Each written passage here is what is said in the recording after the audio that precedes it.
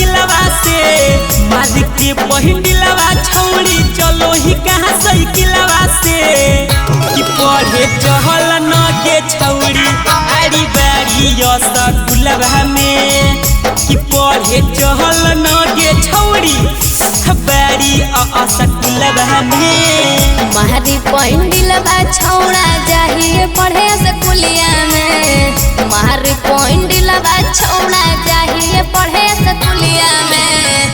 कि हम ना जइबो तोरा संगे चुम्मा लेलनी दोनों गलिया में कि हम ना जइबो तोरा संगे चुम्मा लेलनी दोनों गलिया में।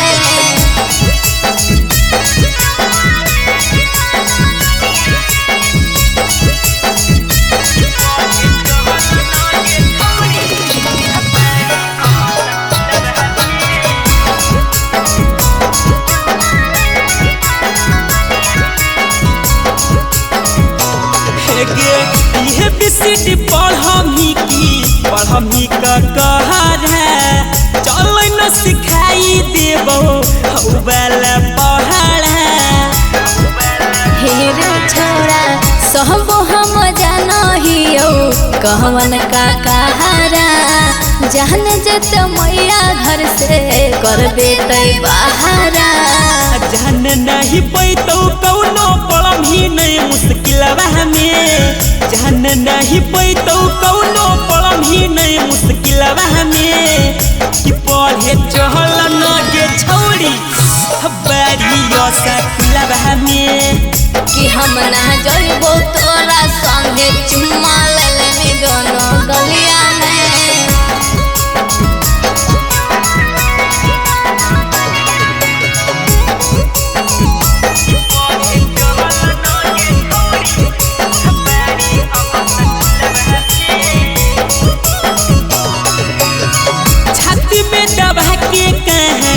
चाही किताब गे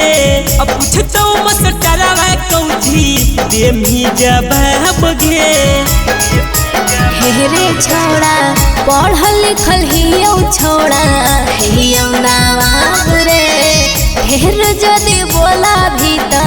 कर देबो हिसाब रे। दशरथरी सोनू के छौड़े जाना हो पूरा जिलवा गे